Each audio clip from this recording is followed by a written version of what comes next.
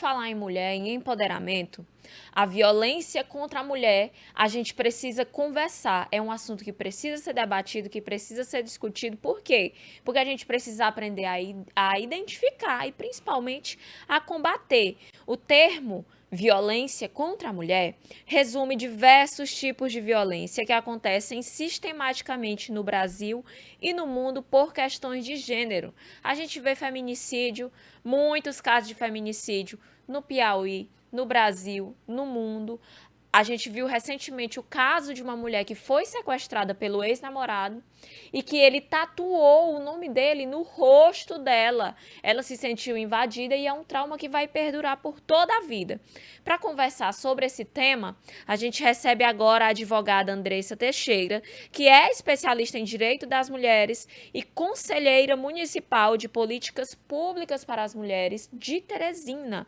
Bom dia, doutora Andressa, seja bem-vinda ao Notícias da Boa. Olá, bom dia. Você falou aí de dados assustadores de uma realidade, infelizmente, muito presente no nosso dia a dia, né? A violência doméstica contra a mulher, o crime de feminicídio, a gente viu aí que durante a pandemia também houve-se um aumento em relação a esse tipo de crime, e é um crime que choca, né? Um crime que causa uma repulsa muito grande, por quê? Porque é matar, o crime de feminicídio, matar a mulher em razão dela ser mulher. Então, nos faz refletir que eu posso ser morta por ser mulher. Então, é algo que nós devemos falar, embora seja um tema muito debatido, não é debatido porque os dados são alarmantes, é uma realidade presente, muito próxima na nossa realidade. Então, quanto mais falarmos a respeito desse assunto para orientar a população a respeito dos seus direitos, melhor. Doutora Andressa, eu queria que a gente começasse explicando para quem está nos ouvindo ou nos assistindo o que é a violência contra a mulher e o que é que define violência contra a mulher. Bom, temos aí a Lei Maria da Penha, que nos traz os conceitos e a respeito disso. É uma lei bastante completa, uma das mais bem feitas mundialmente, mais bem elaboradas mundialmente, e lá ela vai trazer um manual do que é a violência doméstica para com a mulher. A gente tem que tirar o mito que a violência contra a mulher é apenas a violência física, não é apenas a violência física. Lá no artigo 7º da Lei Maria da Penha, traz um rol do que é caracterizada a violência contra a mulher. Tem a violência física, tem a violência psicológica, que ultimamente virou crime. É crime a violência psicológica, já foi um avanço legislativo que tivemos.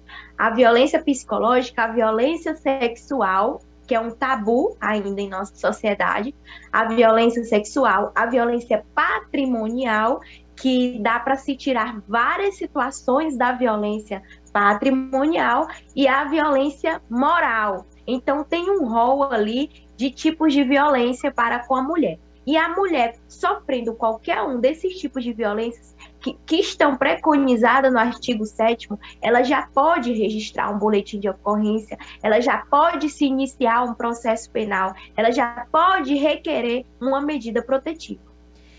Doutora Andressa, o que normalmente você, como jurista, como especialista da área do direito e que acompanha de perto casos de violência contra a mulher, o que ocasiona esse tipo de violência na maioria dos casos? Aí é uma raiz, né? Não é a gente vê só a ponta do iceberg, mas tem muita coisa ali por trás daquela situação. Primeiro, a dependência econômica, a dependência financeira. Por isso que a gente fala também, tivemos aí uma entrevista anterior onde estimula a mulher a fazer arte, a vender a sua arte, para que assim esses mecanismos elas criem a sua independência econômica, né? Porque a dependência econômica é um dos fatores dela aceitar estar naquele ciclo, pensar nos filhos, pensar no que é melhor para os filhos. A dependência emocional também é muito forte. Na psicologia, a gente chama de síndrome de Estocolmo, que é quando a vítima ela sente atração por aquele que está lhe fazendo mal. E trazendo no âmbito da violência doméstica, leva-se o nome de síndrome da mulher agredida. O que é essa síndrome? É quando a mulher que está em estado de violência doméstica, mesmo assim, o agressor lhe fazendo mal, lhe agredindo de diversas formas, lhe humilhando, lhe batendo fisicamente, e ela sente atração ainda por aquele agressor, por aquele que está lhe fazendo mal. Então, por isso que a gente também tem que tirar da cabeça das pessoas aquelas frases jocosas e absurdas de que mulher gosta de apanhar, que ruim com ele, pior sem ele, que mulher gosta de apanhar. Essas frases, né, que a gente escuta no dia a dia. E não, a gente não deve propagar esse tipo de frase. Por quê? Porque tem muito mais por trás daquela situação. Por que que ela aguenta aquele ciclo de violência? Quais são os principais impactos desses ciclos de violência na vida da mulher? Tanto a que consegue se livrar, consegue sair, consegue se livrar dessas correntes invisíveis que aprendem aos agressores, quanto aquelas que não saem e que acabam perdendo a vida mesmo dentro desses ciclos de violência. Você tocou num ponto bastante interessante, dá para fazer várias ramificações a respeito do que você falou. Temos alguns problemas. Por quê? Porque para a mulher sair desse ciclo, acontece muitas coisas. Graças a Deus que a gente vem falando, orientando a respeito dos direitos, temos aí vários avanços legislativos que elucidam cada vez mais aí o combate à violência contra a mulher. E a mulher ela precisa se empoderar a respeito dos seus direitos, a fim de que ela busque a fim de que ela acredite e tenha uma rede de apoio para que ela possa sair daquele ciclo. Muitas vezes a gente também tem que falar a respeito de um outro problema, que é o crime de feminicídio, que ele já chega ali depois de ter acontecido várias coisas, né? De ter acontecido a violência doméstica para o crime de feminicídio. E muitas dessas mulheres, elas já sofrem a violência doméstica e, infelizmente, não consegue. Quando o poder público já chega, já é tarde demais. Já tem Com acontecido certeza. aí o crime de feminicídio. Com certeza. Inclusive, a gente vê que o poder público às vezes não consegue atender todas essas mulheres. Tem casos de mulheres que são assassinadas mesmo tendo ali a medida protetiva. O caso dessa moça que teve o rosto tatuado. Salvo engano, ela tinha uma medida protetiva, mas Tinha duas, ela já ela tinha foi tido duas. Em sequestrada. 2020 e 2021, se não me engano. E é algo que é um problema que eu acredito que precisa de debates, de discussões. Por quê? Porque se a gente não mudar a cabeça desses meninos conforme eles vão crescendo, esse tipo de crime vai continuar acontecendo, porque as mulheres são tidas como inferiores, como quem deve atender e que deve ser submissa ao Objetos. homem, com certeza. É um processo que precisa começar lá na escolinha, quando o menino é criança, para ele entender que a coleguinha é igual a ele, que ele não é superior à coleguinha. E passa por várias questões. Quais são os principais tipos de violência que são sofridos pelas mulheres e quais tipos de violência a gente, enquanto leigos, não enquadra como violência, mas que é uma violência também? Olha, antes de responder a tua pergunta, eu vou fazer um comentário a Fica à respeito vontade. da sua fala no início. Esse caso aí que repercutiu muito nos últimos dias nas redes sociais, onde o rapaz tatuou o nome dele no rosto da ex-namorada, né? Praticou um crime de lesão corporal, e ele já tinha tatuado mais duas tatuagens do nome dele no corpo dela. E essa já tinha sido a terceira, que foi no rosto. E ela tinha duas medidas protetivas, né? Mas também é importante desmistificar. Eu vou trazer alguns dados aqui do estado do Piauí quanto às medidas protetivas. As mulheres, e também cai no senso comum de que, eu não vou denunciar, eu não vou registrar o boletim de ocorrência, eu não vou requerer a medida protetiva porque ela não tem eficácia. Não vai adiantar de nada, as mulheres estão morrendo aí todo dia e não vai adiantar de nada. Lê do engano.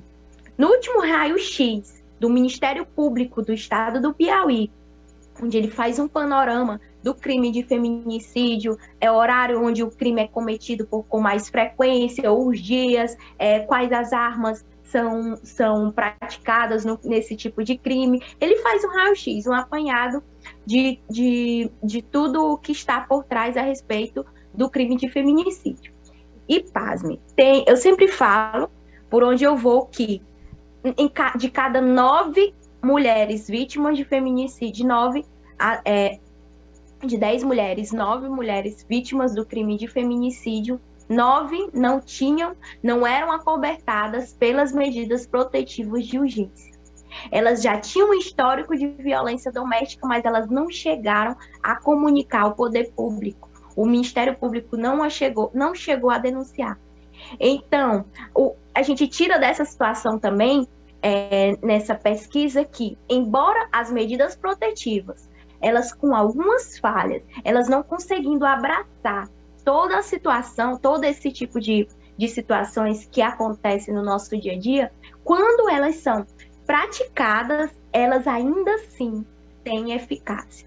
Ainda assim tem eficácia. E o descumprimento de uma medida protetiva é crime, enseja-se prisão preventiva. E aqui no estado do Piauí, uma mulher acobertada, falo isso porque trabalho com isso, lido no dia a dia. Uma mulher acobertada pelas medidas protetivas de urgência, quando a gente comunica ali o descumprimento, o Ministério Público tem trabalhado de forma muito hábil para que aquela situação enseja uma prisão preventiva contra o agressor.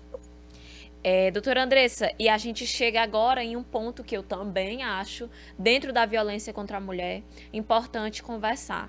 Como pode e deve ser feito o apoio a essas mulheres vítimas de violência? Porque a gente vê que muitas mulheres, depois de sofrer a violência doméstica, elas ainda sofrem outros tipos de violência fora de casa, com perguntas do tipo: mas por que tu aguentou? Mas aguentou porque gosta de apanhar, né? Ou voltou porque gosta de apanhar. Como pode e deve ser feito o apoio a essas mulheres, a essas vítimas? O primeiro papel é esse que a gente está falando, né? Desmistificando algumas situações, falando que não é normal, que você não deve fazer isso, que você não deve fazer esse tipo de comentário, que você não deve julgar, você deve apoiar e acolher. Primeiro ponto é esse, é fazer esse papel aqui educativo para as pessoas. Segundo ponto também é a revitimização. Quando a mulher chega nas delegacias, e ela sofre, ela lembra daquela situação, ela sofre humilhações, julgamentos por parte ali das pessoas do poder público, de delegacias que poderiam abraçar e acolher. Infelizmente, é uma realidade que ainda acontece. É por isso que a Lei Maria da Penha, ela diz que as delegacias especializadas, elas devem ter servidoras mulher, para que ali a mulher ela possa amparar, possa ter um olhar mais atento e sensível para aquela mulher que está sendo vítima de violência, porque ela já vai com a autoestima muito baixa, ela vai se sentir rebaixada, ela se sente nada, ela se sente desprotegida. Então é necessário essa sensibilidade por parte do poder público, por parte dos servidores, por parte dos advogados e profissionais que lidam com esse tipo de situação, dizer: ei, a gente não está aqui para te julgar, a gente está aqui para te apoiar. Você foi vítima e agora você, como vítima, a gente vai te acolher e a gente vai lutar juntas para que esse crime seja punido, para que esse crime tenha eficácia e vá mesmo até o fim naquele processo. Registrar o boletim de ocorrência, fazer exames periciais, ir atrás de provas, de prints no WhatsApp, de testemunhas, para que seja um processo penal, passe por uma investigação densa e consiga chegar na punição daquele crime.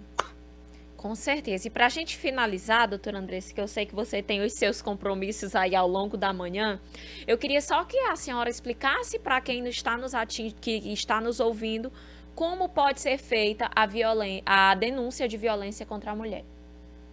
Bom, nas delegacias especializadas nas delegacias especializadas da mulher, você pode chegar lá, registrar um boletim de ocorrência. No ato do registro do boletim de ocorrência, você já pode ali, diante do delegado, requerer uma medida protetiva de urgência e já vai ser enviado para o juiz em tempo hábil para o juiz ali decretar aquela medida protetiva de urgência.